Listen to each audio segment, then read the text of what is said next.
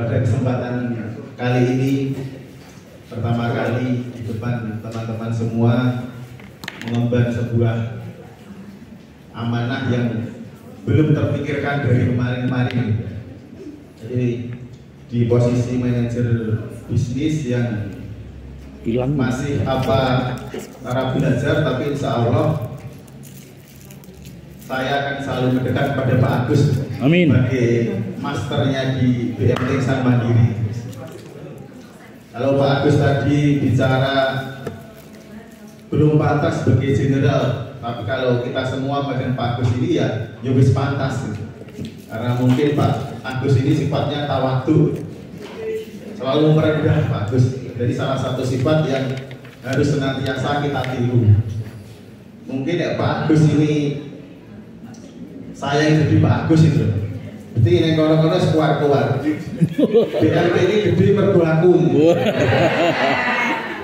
Tapi karena Pak Agus ini ya tadi tawadu, semakin tinggi, semakin padi berisi semakin menunduk. Jadi senantiasa sifat ini mari kita tiru, kita teladani Pak Agus ini sebagai sifat tawaduknya. Yang kami hormati Pak Ketua BMT Insan Mandiri, Bapak Toto Sukamto Sastrodimedjo, dan Sekretaris BMT Insan Mandiri Pak Ervin Fitriadi, Om Ervin, dan pimpinan kami General Manager Pak Agus Suhartono, dan teman-teman pengelola BMT Insan Mandiri semua yang sangat kami banggakan dan sangat kami cintai. Di awal tahun ini saya sangat tersentuh dengan sambutan sahabat saya Mas Saiful ketika ditarik ke pusat. Karena sambutan pertamanya beliau menyampaikan hari ini harus lebih baik dari hari kemarin dan hari esok harus lebih baik dari hari ini. Jadi cocok sekali apa yang disampaikan oleh Pak Sapardi tadi. Karena Mas Saiful ini dengan Pak Sapardi itu klop.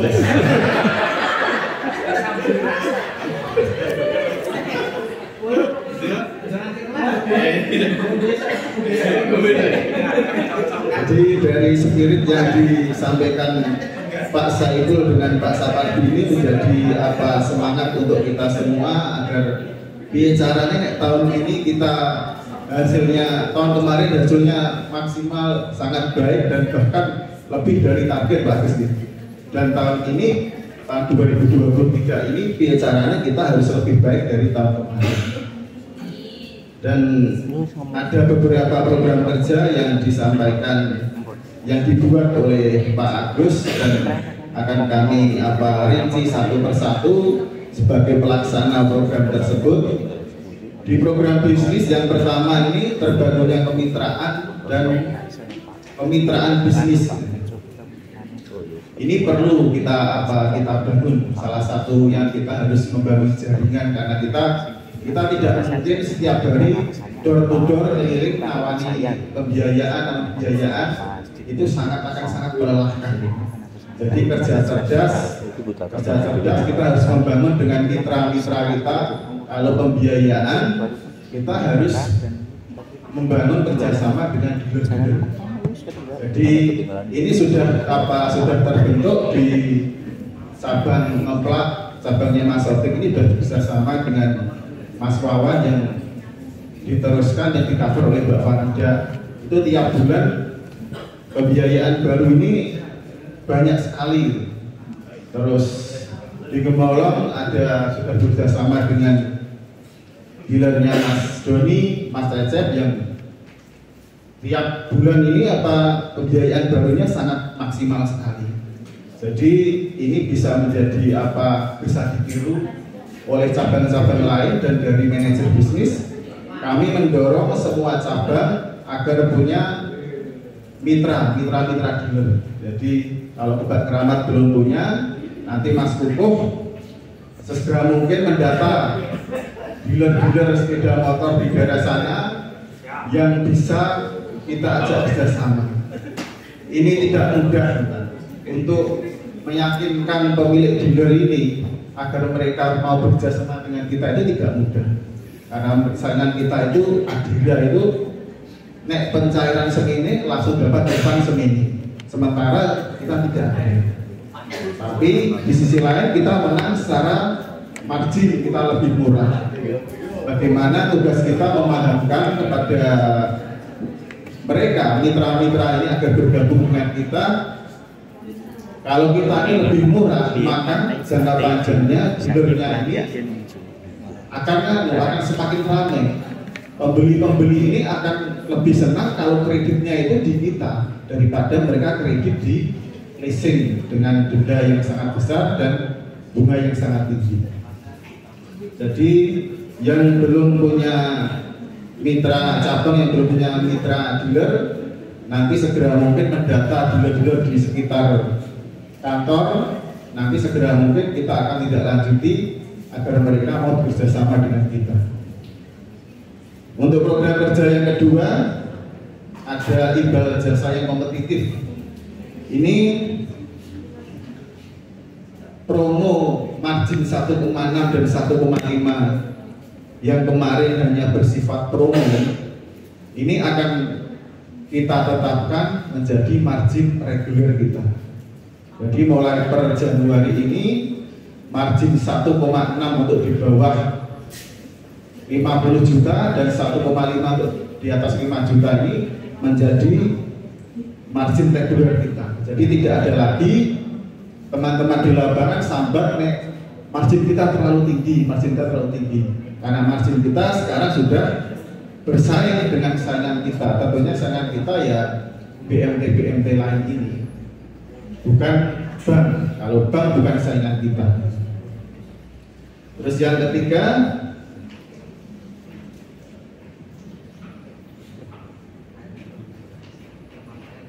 program di bisnis yang ketiga adalah kebiar undian berhadiah. Piye carane BMT kita itu kono nek ini berarti ada kelebihan yang harus kita angkat gitu. Nah, ini kebiar undian berhadiah ini akan berlaku hanya untuk simpanan Insan Barokah. Kenapa Insan Barokah? Karena sumber dana dari kebiar undian berhadiah ini akan kita ambil dari bagi hasil Insan Barokah. Bagi hasil Insan Barokah kita ini di bulan kemarin 0,15%. Berarti akan kita turunkan sepertiganya, berarti menjadi 0,09%. Tapi yang kita potong dari bagi hasil ini akan kita alihkan menjadi dana promosi yang targetnya tiap bulan sekitar 8-10 juta selama 1 tahun.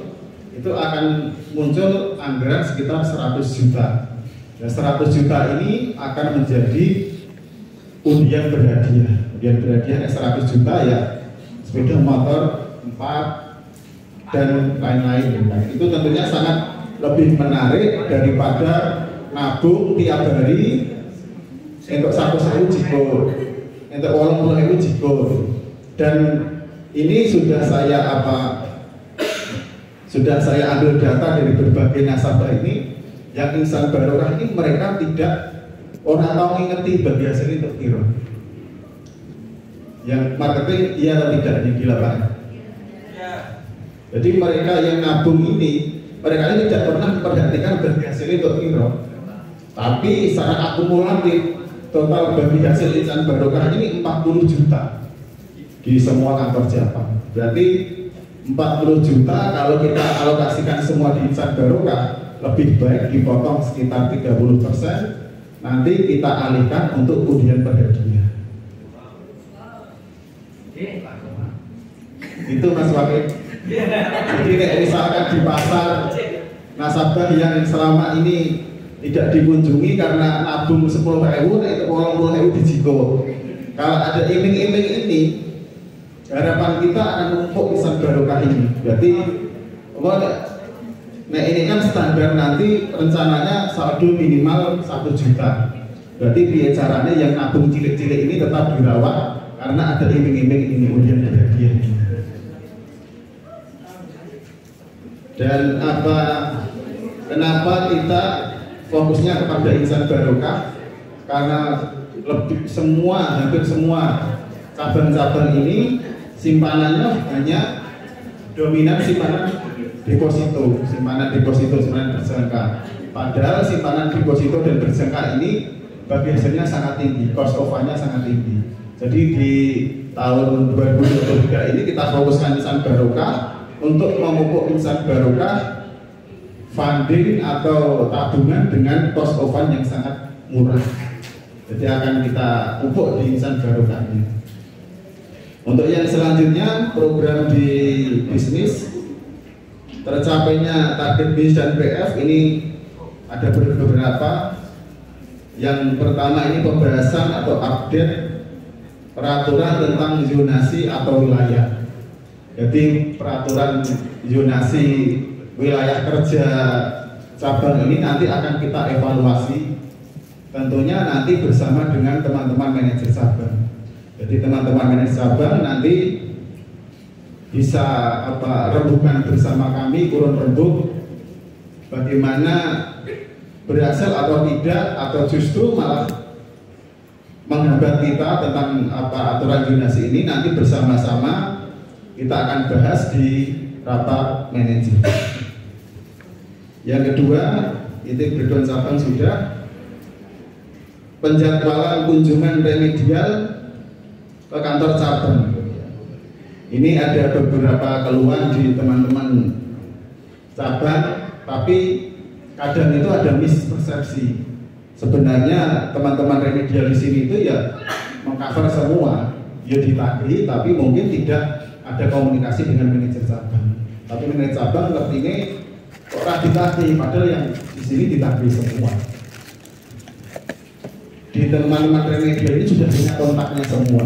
Jadi ya bulan mereka juga nagih, juga mengcover, dan perkembangannya juga selalu diikuti. Hanya saja komunikasi dengan manajer cabang ini kadang belum maksimal, jadi ngertinya belum di cover. Yang selanjutnya menetapkan standar PPAP. Nah, ini nanti PPAP akan menjadi hal yang pakem nanti, karena selama ini kita tidak pernah mencadangkan PPAP, mencadangkan tapi nilainya mudah medun.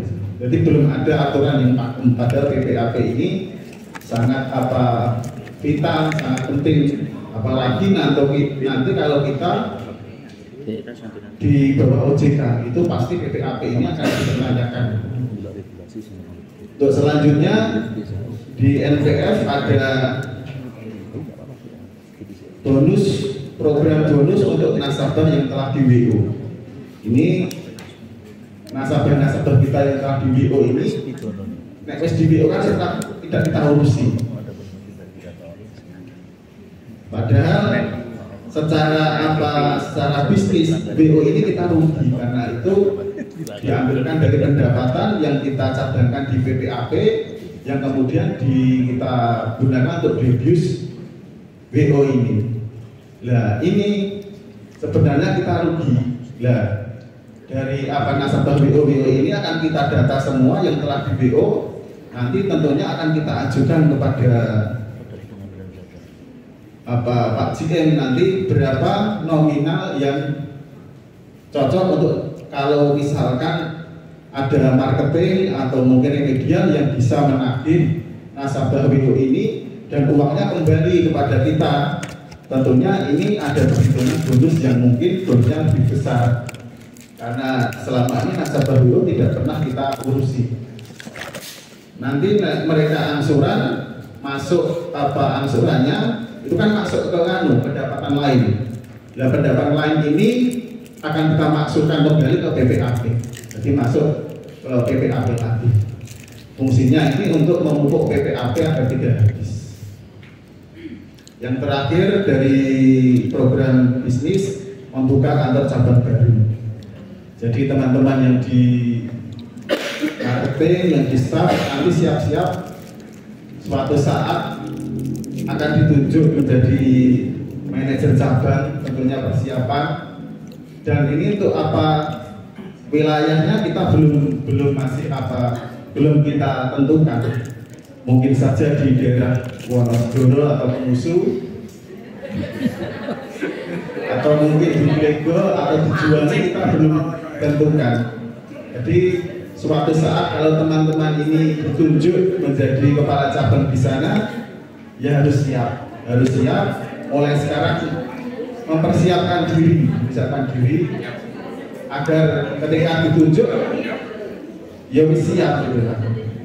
Jadi mungkin Mbak Santi atau Mbak Alima nanti ditempatkan di Geyer atau di Wonosobo ya harus siap ya. Karena di akhir-akhir ini malah justru pengembangan pasar kita akhirnya mojok ngalor. Jadi ya harus siap nanti misalkan suatu saat ditunjuk menjadi manajer cabang.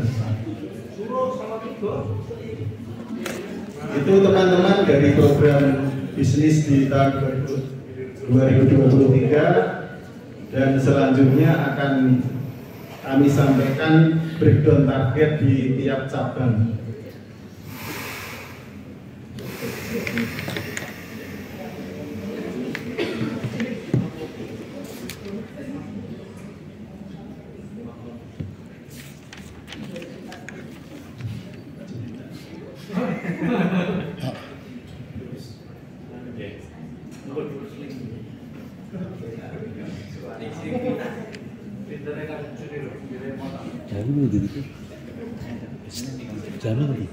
Jamu ora kere nek.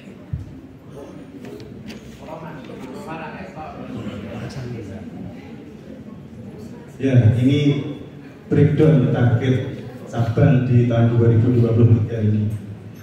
Untuk yang pertama ini cabang pertama, cabang Gemolong.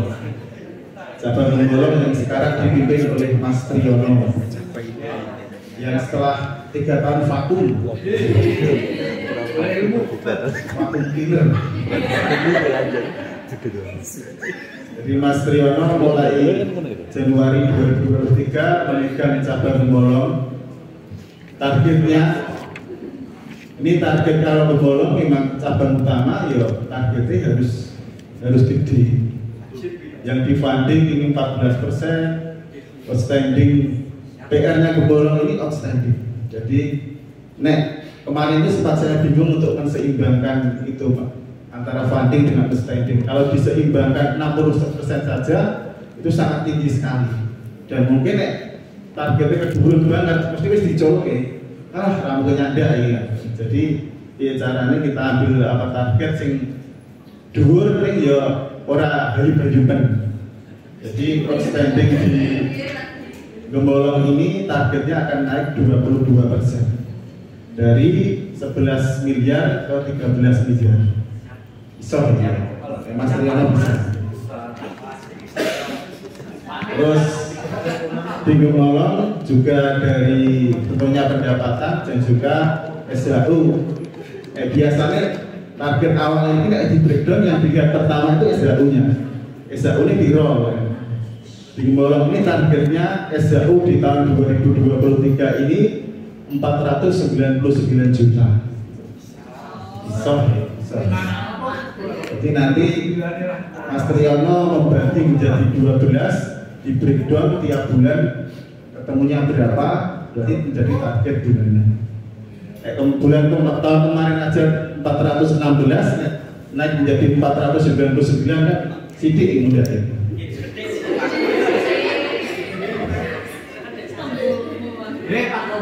Dan untuk aset, Gemolong ini saya yakin funding aset itu wis mengalir. Marketingnya senior, tua.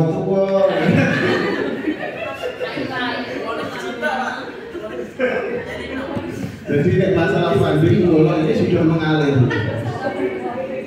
Jadi PR-nya Gemolong hanya pembiayaan untuk menaikkan spending dan menseimbangkan dengan fundingnya dan tentunya penjurunya kepada SHU-nya. Ini dari Gemolong. Terus untuk Gondangrejo, Mbak Ati. Ini Gondangrejo, kalau partai itu ini PDI karena butuh perjuangan. Ini Gemolong apa Pak? PKS itu.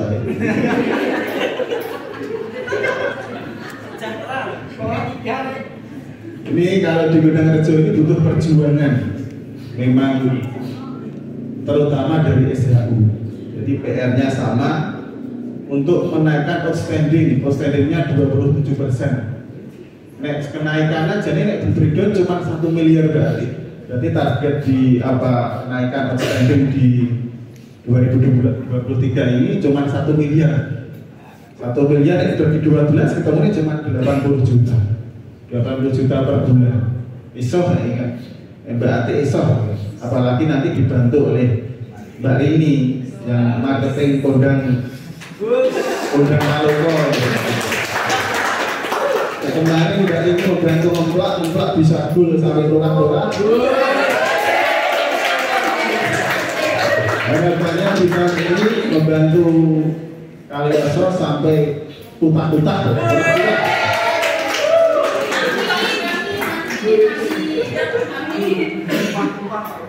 SHU ditargetkan 30% kenaikannya. Kita persenannya gede 30%, tapi udah akhir petang 22 juta. Karena di tahun kemarin SHU-nya 142. Tahun ini targetnya 184 juta. Insya Allah bisa ini berarti ya.